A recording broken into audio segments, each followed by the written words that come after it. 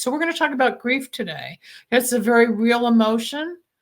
And when you're in recovery, especially, you walk through the feelings no matter what.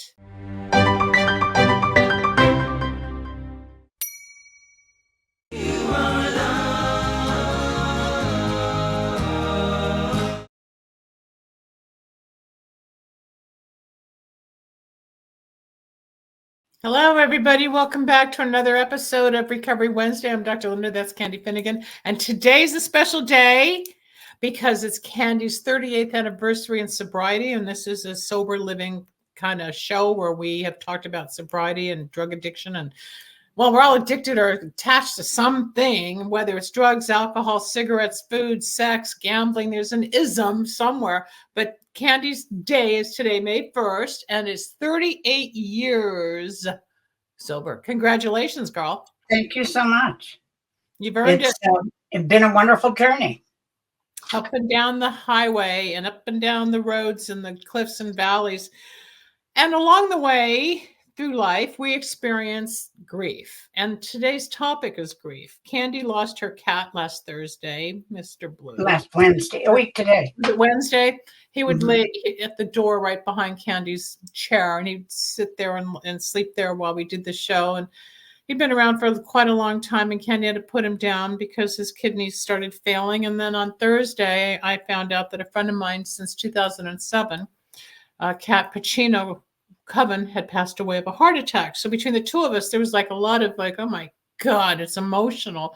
And by Saturday, I was just stunned. Like, is this real? Because when you hear something of an animal, a person you know, a relative, it's like overwhelming.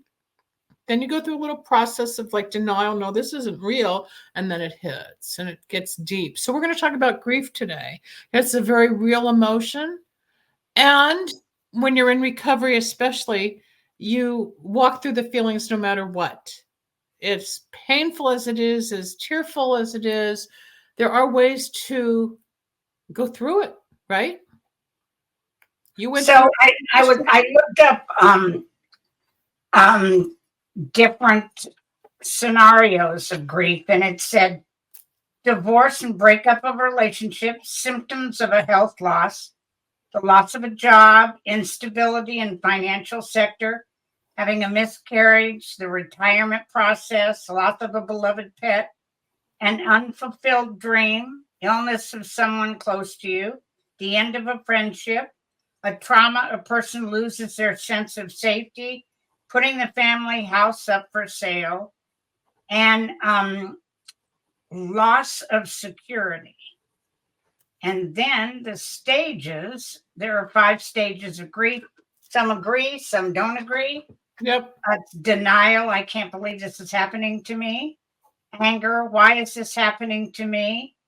Bargaining, make sure that this does not happen, and in return, I will promise.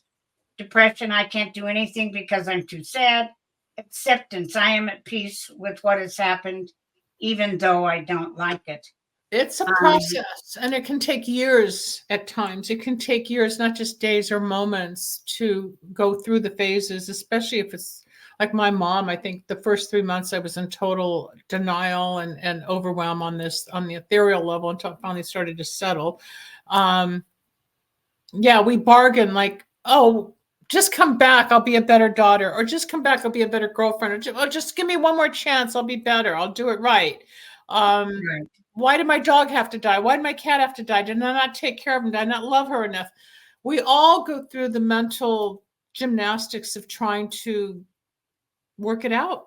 It's normal. I mean, so this also has symptoms of grief and loss, and that's emotional, shock and disbelief, which you went through on Saturday. Yeah. Sadness, guilt, fear, anger. Typical symptoms of grief are tiredness, immunity weakens, loss, gain, or weight loss or gain, pain and aches, sleep disorder, and not feeling comfortable in your own skin. And, since I've gone through, yesterday was the anniversary of my mom's death, and losing Mike and even my kitty, what I've realized is that I kind of wanted to get over it really fast. And especially with Mike, I just was just paralyzed. And I'd never really been in a real funk. I mean, I've certainly been depressed over situations Well, and last people week and was things, his but was the this birthday. caught. Yeah, no, you had some milestone moments last week. The cat plus Mike's birthday. Those are milestones. And when those dates hit, you don't have control of how you feel. It just hits. It If just, it comes and in, I talked to so many other women who had lost their husbands, and I guess, certainly as years pass, it gets diminished in a small amount of way. But, what one person told me is what I'm living by is that you'll never get over it. no, And for it that, gets a I'm little eternally simple. It gets a grateful little. because I'm never going to get over it, No, you're not. We're talking about grief. I'm Dr. Linda Salvin. This is Candy Finnegan. Candy's one of the best well-known interventionists in the country. And if you need help with a family member or a friend or a loved one and you want to help them get sober or get out of their addictive behavior, Candy's the one you want to call. If you want to call into the show because you're listening, 561-623-9421 is that number. And you can talk to us about your own experience. It could be a goldfish. It could be your grandfather, your mother, your sister, your brother. I had a man on the show yesterday who I channeled his sister. They were 9.5 months apart. And he's up in Alaska. I channeled years ago. And this was a very staunch left brain Air Force pilot.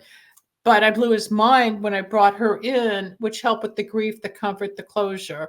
And that's part of the process I do. But on a real level, you don't get over it. You got to be, I mean, you can, at least for me, a lot of the pain does subside. I don't sit in it. I think the hardest one is still my dog, my mom, the closest loves. As far as ex-boyfriends, friends like Catherine, of course I have the memories, but I'm not in such a funk today like I was over the weekend. I was shocked. And Candy and I spent the day together. We went to a wonderful concert in a beautiful home that's actually a landmark in Los Angeles. That's Art Deco. And President Kennedy had been there back in the 60s. And it was fun. But inside, I was still processing and sad. I couldn't just get up and be the life of the party. It's hard. And when just Candy's tears when she had to go put the cat down, she knew it was inevitable. She knew it was right. But it's still, you take care of a living thing for so many years. It's a part of you. Yeah, and he was diabetic, and I had a lot of moments in every day when he had to come first because he had to be on insulin and a special diet and so many hours. And I was out last night at CVS, and I thought, oh my God, I've got to hurry up. I got to get home. Yeah. It's 7:30 because that's, insulin time. And I thought, oh, calm down, Yeah, your program, like how many times I say I got to get home to feed Penny? Oh, she's gone. Yeah, Because I know. it's the habit. Yep. And it's inevitable. Well, it's like coming home to feed your husband or get him ready before he went to the gym or on a concert, help him pack and get ready for the road. And one day it stopped. I just got chills when I said this, so that means he's here. He's here. He's around here. Otherwise, I wouldn't have gotten the chills like that. But grief is real. The denial, the pain, the disbelief, the bartering, especially. I can say, "Oh gosh, just take me." And a lot of people will call and say, "Why don't you just take me? I want to die now." Because a lot of people, myself included, we don't see the future with the loss. We think life is going to be even shorter, and our own mortality is affected, or we want to bargain and go join the one we lost because why live? And there's a whole process. If you're listening or watching and you want to call in, share your experience about grief. It's deep. It really, it's a real emotion. A lot of people don't like to talk about, even if it's years later.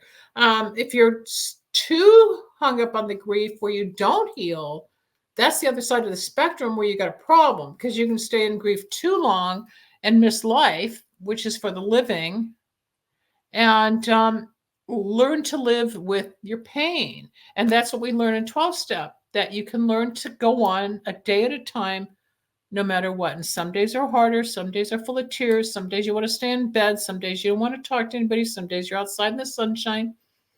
it's just part of our lives. Some of it happy, some of it not.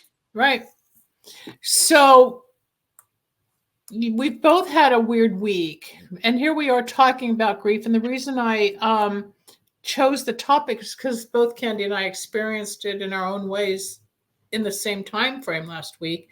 And at the same time, nobody hit the bottle, hit a joint, hit a pill jar, or, I wasn't out eating almonds or whatever my go-to would be to just numb the pain. I showed up and had tears, healthy tears welled up in my eyes, or I didn't really feel like talking a lot. And that's okay. I just kept to myself. I made the phone call to my friend's husband that I've known for, I guess, the last 15 years, 17 years actually, and gave my condolences. And if there's anything I can do to help with the celebration of life, I'm available, that kind of thing. And I've learned that about being in service. You help, you just show up, you try to help somebody else. So in Los Angeles and around the area, there's a wonderful nonprofit organization called Our House Grief Support. And the guy is exceptional. And they have all different specific groups for parents who've lost their kids to overdose. Well, what's it called? It's called Our House Grief Support Center. And the other one is Grief Haven. It's kind of a support group that meets regularly, and they have different groups for different situations where you lost somebody. And then Our House is so spectacular. Reminds me of a song we know. Yeah, that's very true. And there's a lot of different. Children's Hospital has one for and teen hotline support. The Center of Grief. They have some when you lose a child to cancer or an accident or something. So there are support groups that are, I think, really important for somebody. I was able to go to my 12-step community and provide that, but and get the support I needed. But if you don't have that, it's important to be able to freely talk to somebody that will understand and has either been through it themselves or understands that you need the support that you don't have. So that's what it is in Los Angeles. You can also look up grief support on Google. In your area, it will give the nearest support group. So if you're sitting in grief and you can't get out of it, you're not going to get out of it. Let me be the first to tell you that. But finding a way to easier deal with it, I suggest you find a support group for whatever grief that you're feeling. So, what's wonderful is through the years from when we were growing up, there's so much more in the community and the 12-step and the mental health and I guess even social services. It's expanded so much over the last 30, 40, 50 years that there is help available in all different levels, whether it's suicide prevention, if it's grief. Very true. I have 3 suicides in my family, and I wish something like this had been around when I was growing up because of the grief that my family experienced, which was never discussed. It was always hidden and stuffed. But that's what people did back in the 50s, 60s, and 70s. And then in the 70s, 80s, and 90s and onward, we started to open up, and the me generation started talking about feelings and what we want and how we desire certain things. And it was the freedom of bondage of self, because the more you hold it in, the harder it is to deal with. But what was it? When my dog died, I put my dog down, Kayla, in 2006. And there was a place on Woodman here in Sherman Oaks, California, called the Grief Recovery Institute. And the man opened that facility because he lost his dog. And he was in such... And he also lost a daughter. Well, did he lose it? Mm-hmm. Okay. And it's still going. And Cole James now runs it. out of Idaho, and it's mainly Zoom. And I got certified as a grief counselor there. And but John passed away the same day as Mike, from the same thing as Mike. And I've been very close to Jess for many years, but Cole took it over, and he's doing a wonderful job. So you can look up Grief recovery. Grief recovery. I mean, it's a difficult topic. It's a personal situation. It's a personal topic. You can be at a concert. You can be in a restaurant. You can be driving down the highway. You could be at the dentist. You don't know where you are. And everybody's experiencing some inner turmoil or processing of a loss. You walk away from a relationship after several years of disappointment, whether it's a divorce or a breakup. There's a grief, there's a loss. You put an animal down, or it dies, or you lose somebody in combat, or however you lose. Loss equals grief. Even a business relationship can fall apart, and there's a moment or two of, what happened? What did I do? What did they do? And then it's one more time, I'm a failure. I feel horrible. I'm going to grieve it. Oh, poor me. And what they say in the program is, oh, poor me, oh, poor me, oh, pour me a drink. Or you have the choice.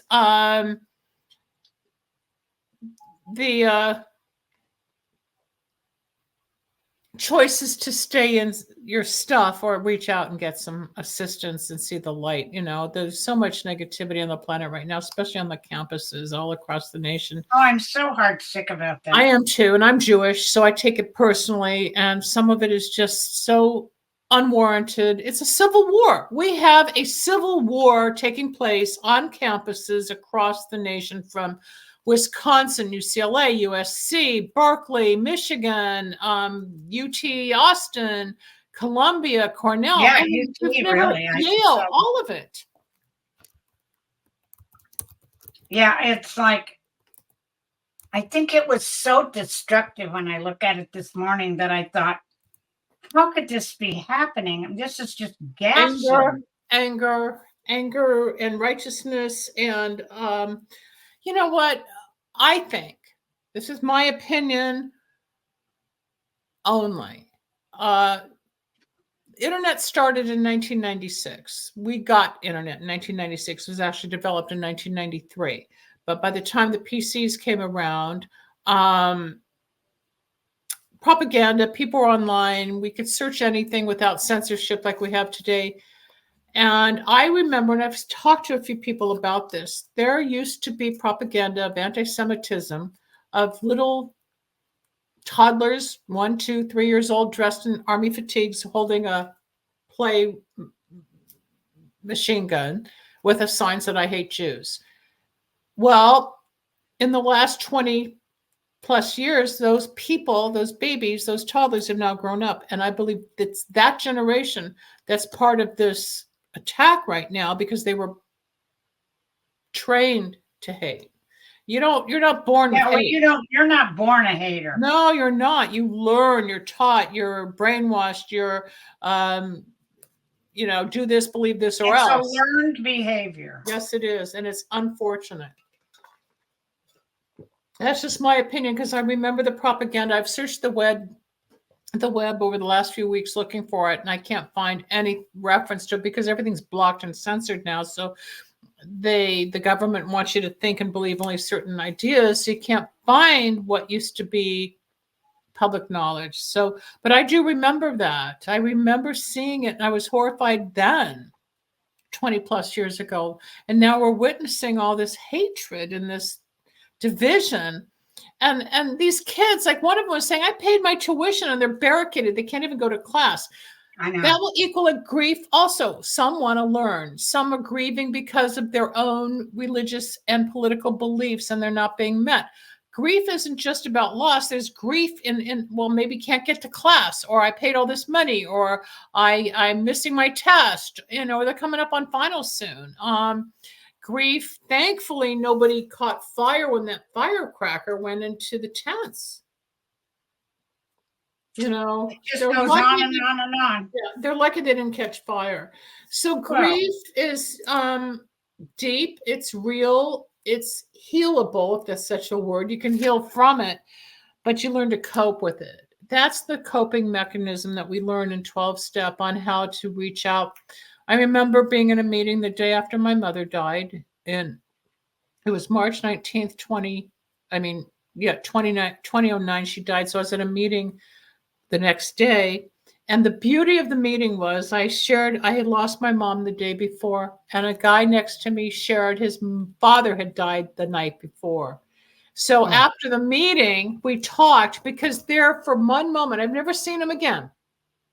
But that's how the universe works. That's how spirit works. That's how God works. I got what I needed at the moment in synchronized time. Somebody heard me, I heard them, I understood his pain, he understood mine, and it was just enough. I went home, I said, Dad, you're not going to believe this, but I was at a meeting and a man just lost his dad like I lost mom. And he was like, wow, it's good when you can see the magic and see the miracle and feel better in the worst of your feelings. Right, Candy? Yeah, absolutely. I mean, it doesn't make it any less. It just makes it more understandable, I think. And that we're not alone. We're never alone. And we always think we are alone. We are the only one. We are whatever, right? And we're not. We're never alone. Our brains tell us we're alone. You go outside, there's people everywhere. But grief recovery takes time. Or you finally get to a point, at least for me, I would get to a point where I'm feeling happy, joyous, and free, and I'm a little more vibrant and a little more productive and a little less procrastinating. And then something pops up or someone says something and it triggers a memory.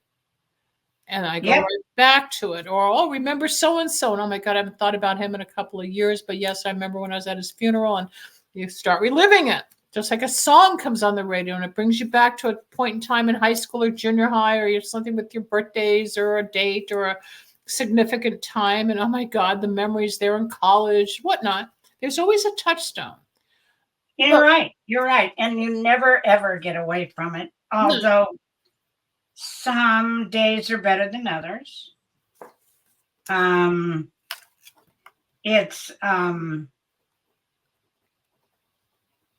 It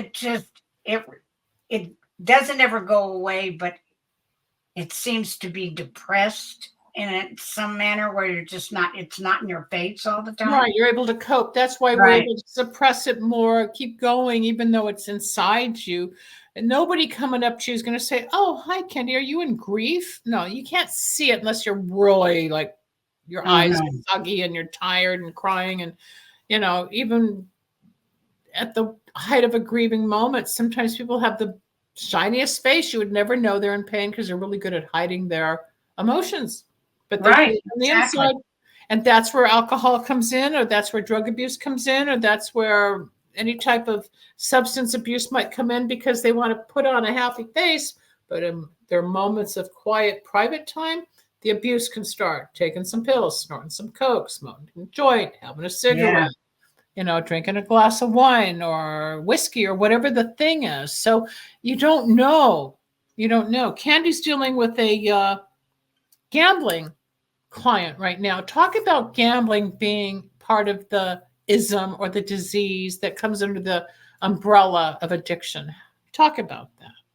Well, I think that we could do a show on it. It's a very strange addiction, because it's based on kind of an OCD type of situation, that you always think your luck is going to change. And a lot of internet gambling came about during COVID, and that became a real big problem, as did video game addiction. And in this particular case, these really privileged kids got involved in private poker games in houses, and it's these kids really don't have the money, their parents do. And but the threats that somebody would harm your kid over money that's owed, I would have to say, if the parents have it, they always pay it. So Yeah, it's a long term. Oh yeah, bookies, and just like you see in the movies or TV shows, when somebody's got a debt, whether it's gang, mafia, bookers, whatever, they'll come and they'll haunt and they'll threaten. And on top of the loss of the money, and I'm sure your client or clients who go through this, the high is the gamble. Then there's the low of the crash. If they're out of the money, then that causes a depression and the grief again. So they got to go back up, right? Isn't it that same? Well, and they're so dependent on luck, and it's the play of the cards. I mean, luck has Not intended. that no matter how much you think you know about the game, there's somebody better than you. So, and there's systems and all the rest of it. There's been people who supposedly, in quote, can beat the system. I think Ben Affleck was one of them. And he wasn't allowed in any casinos. I remember that story. And so I think that's a possibility too. But when these private home games and stuff, they're not regulated. And so there isn't anybody over them saying, other than they threaten the person who owes them the money. And actually speaking, gambling addiction has the highest rate of suicide of any other. Yes, it does. Hopeless. I knew somebody whose father owed over $1 million who committed suicide, and he was in the GA, Gambling Anonymous program. But no matter how much hope he had or faith, he knew he'd never get out. She ended up paying all the debts off through loans, but she cleaned up his mess. So it's not just the person suffering, but the family. Oh, well, when the person dies, the debt doesn't go away. No.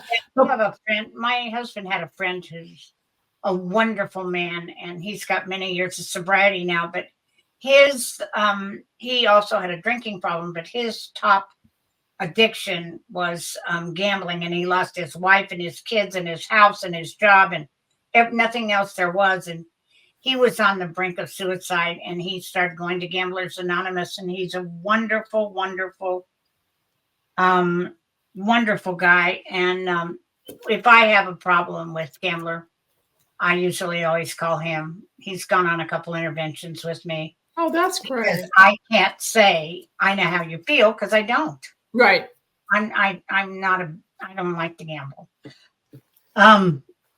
If I'm going to gamble, I'd rather gamble on somebody than something. So, but he's really knowledgeable and a terrific guy. So, but in this situation,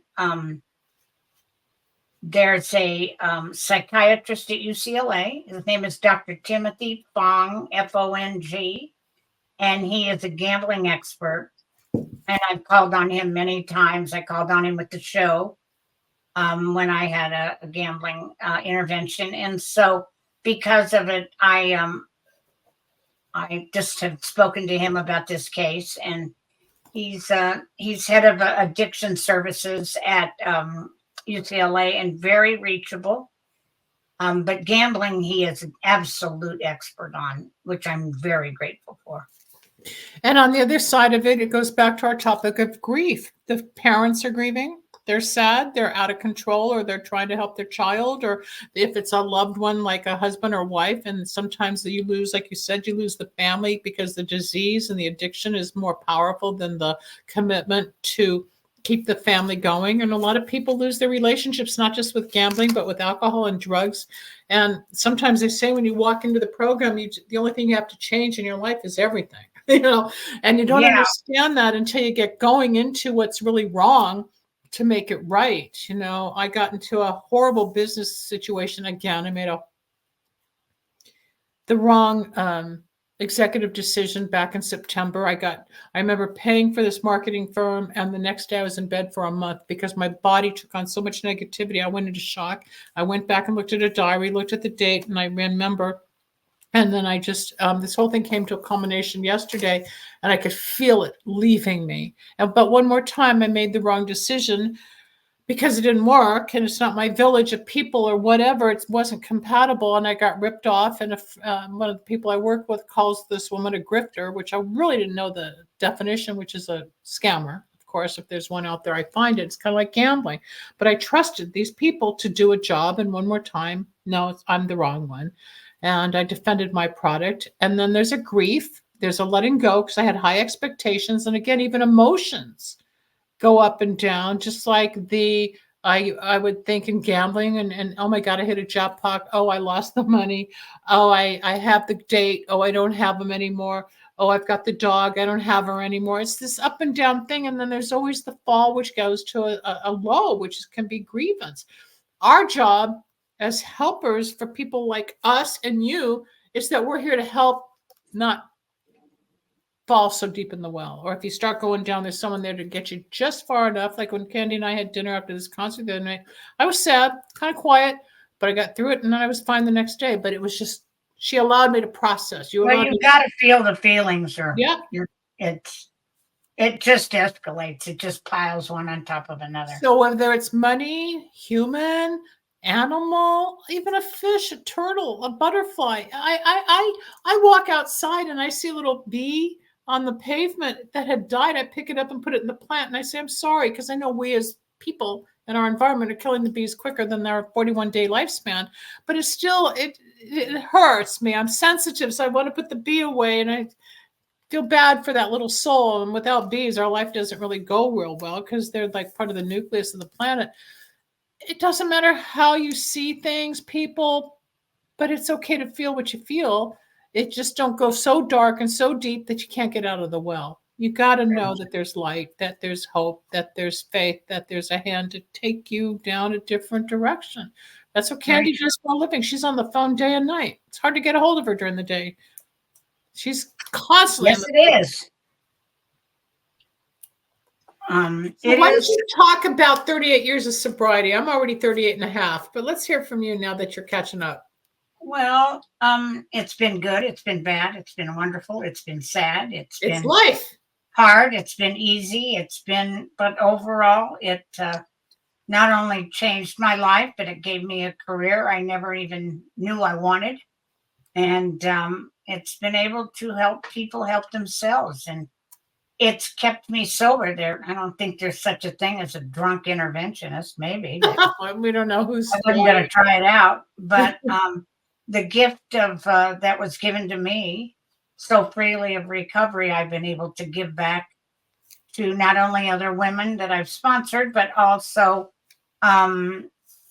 be available to help people when they're at their wits' ends or they're at the end of the rope and they didn't know what else to do. I'm lucky enough if they call me and ask me for help, because most likely I have a solution. I've worked on it for many years, and I do a lot of resource and a lot of placement, and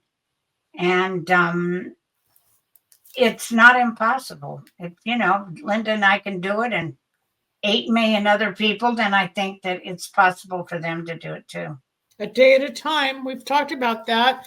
And sometimes you got to white knuckle it, as they say, like it hurts, or, oh God, I can't do this, or I can't go to sleep, or I can't get through lunch, or I can't go to this event unless I get loaded or eat or drink, and then I can feel comfortable. And again, it's like you said in one of the grief symptoms, it's about feeling okay in your own skin. And sometimes, not sometimes, we will use and abuse substances to feel better in our own skin because so much grief or guilt or shame or fear or anxiety or whatever, that the substance or the gambling, whatever we're using, helps numb that emotion. Right.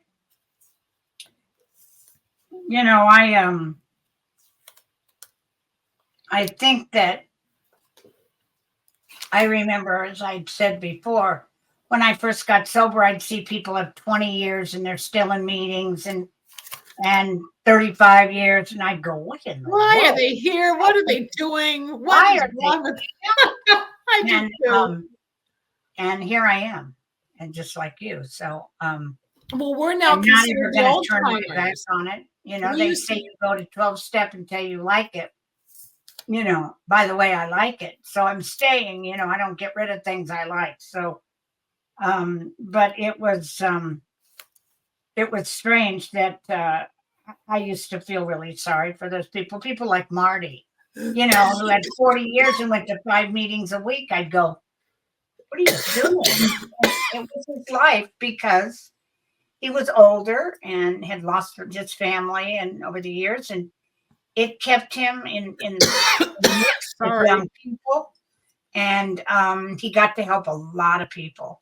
So it's like, as I look back on it, but he loved it. He loved helping people. He loved showing up. He loved talking his story. He was great.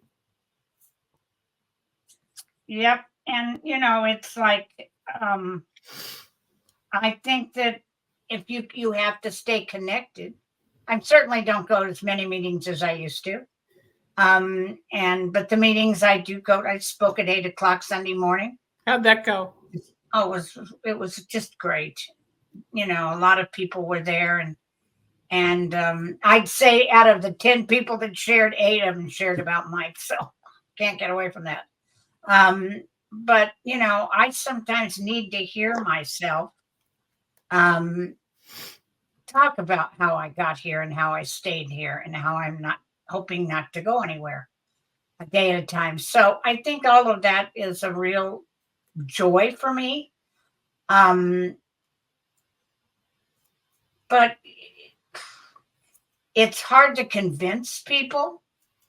I know that I listened for a long time to hear my story. Did I ever hear my exact story? No, but I heard enough of it that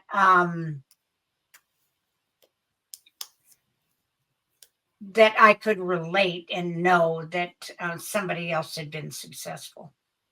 And so, it's been an interesting journey. Well, you lost your sponsor recently too. That's another grief. Yeah, After how many 38 years of knowing somebody as a confidant. Yeah, it's her service is her memorial is Sunday. So okay. I had her for 35 years. Yep. And in this situation, she had truly suffered a lot. So I wasn't certainly grateful that she was out of pain, but I knew that it was her choice. She quit doing treatments and stuff. So I accept that. I grieved her actually probably over a year ago because, she was getting non-communicative and that's a part of it, is the letting go when you prepare yourself for the final end. Just like I know my father's still alive. He's 95 this year. I had lunch with him the other day. I have learned to detach a lot because I can't get my needs met by him anymore because he's just not available mentally. And even though I felt bad on Sunday, he called the next day to see how I was. He wanted to say hello. And that was his way of saying, I love you. I miss you. I'm sorry, whatever, stay in touch. But he can't communicate. And it's like losing the cat. You knew the cat was wasting. You knew the cat might be going, or you knew that she was going to be dying. We prepare ourselves. But when it really happens, then the grief takes over. And again, we go into emotional shock and the defenses and the sadness and the fear and the anger and the the trying to negotiate and barter and bargain again. No matter how it happens, grief is grief. You can't escape it. Yeah. And I was saying to the to this vet, this veterinary service is the best thing that ever happened to me, and they only deal in cats, and most vets are really dog vets. Yep. They have a few people that know cats, but this is a strictly veterinarian hospital that is nothing but people who love cats, take care of cats. And I'm just so grateful that I found them. And she said to me, some people, I was saying to her that some people who get sober and they have animals, they're much closer to their animals than I are anybody else because they don't argue with them. They don't tattle. And there's unconditional love. They're there unconditionally loving them no matter what. And that I have seen people who have mourned their animals more than they mourn the loss of a family member, because they were truly their trusted friend. And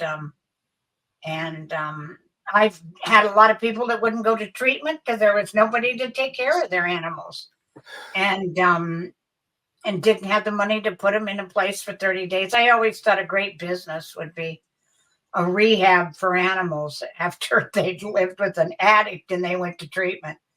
I think that's kind of a good idea. Well, I don't have a backyard, so but yeah, I've always thought what a great. There was a place that kind of did it in outside of Austin, Texas, in Smithville, but you know, you can't have a whole bunch of animals together, and a lot of them, strangely enough or sadly enough, had been neglected. And you can't have them all in the same pen. So it got to, and cats, they've got to be indoors before they're snatched. So they transferred a garage into like a kitty hut. But, you know, all cats don't get along. So it ended up not working out. But yeah, I thought it was a great idea, because I can't tell you how many. One time on the show, I did it on a girl, and her grandmother, I think, had her Chihuahua, and I drove 45 miles so this girl could say goodbye to her Chihuahua while she went to treatment. The reason the grandmother had the dog was because she wasn't taking care of it. So I just thought, whatever it takes, I'll do it. Get in the car, let's go. And again, that goes back to being of service. It's well, but it also goes back to getting somebody to go to treatment at any cost. So that was what I was there for. But yeah, no, it's animals. I gotta tell you, I don't trust people that don't like animals. Let me just say that. Well, they don't see them as sentient beings either when they're clobbering them or putting that, or children. That too, but especially with an animal that is helpless, and children are helpless, the abuse that takes place, or the firecrackers up the tail, or the horrible stories. Oh my God, don't even. You know, you see the pictures, and these poor animals, they're not human, but they're alive. They feel, they have skin, they have organs, they're sentient. And how people don't understand horses, buffalo, snakes, even though some are kind of weird and you don't want to deal with them. An alligator, you don't want to get close to them, but they're still alive. You know, there's planetary life. It's life, but we want to take it's a place in our universe, you know, and we have to respect and let them live where they need to live. It's a weird world. Well, I'm not going to have a pet alligator in the tub, thanks. No. We're almost at the end of the show. We get about 4 more minutes. What else do you want to say here? Well, just celebrating 38 years of sobriety. We're talking about grief. We've both gone through some shocking, painful don't moments. hide from grief, because it will overwhelm and consume you. Do something about it.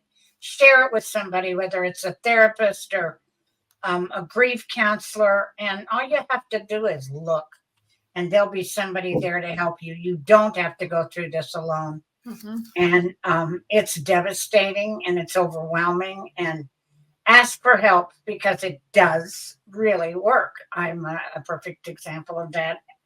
So it's, you know, my dad used to say when I was little, and I never understood it for years and years, is none of us are going to get out of here alive. Some of us leave easier than others, and some do truly suffer. But loving someone to death is a great honor, and I've done it several times in my life. And just don't be not strong enough to tell somebody you love them every day. You don't know what tomorrow brings. That's the truth. We know that. So and that's what the world needs now more than ever, as we get into weirder and weirder events out there. On the show yesterday, Grizz, his name is Jim, but they call him Grizz because he looked like a grizzly bear. He was talking about all these marches and protests and what's going on, But when we were growing up, the Beatles were famous and the marches was all about love. Where's the love now? We need to bring the love back. If everybody would just start loving each other again and accepting that we're all different, but we're all the same, we could calm all this down. So again, there's a grief going on because of the pain of the division of the races and the religions and the politics. My God, we're all going. God. It's You know, that's heavy. how that song was invented. Is all you need is love. Love. That's But it. there are situations that love is not enough. But we can start with loving and getting back. Just like when you walk into the program, like you did 38 years ago today, they said, we will love you until you love yourself back. Yeah. We will love you enough so that you can start. We will love you until you love yourself.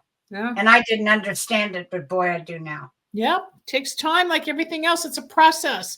I'm Dr. Linda Salvin. That's Candy Finnegan. We are both in recovery. We are both here to help you. You're going to see our contact information at the end of this little show here. We'll have it at the end.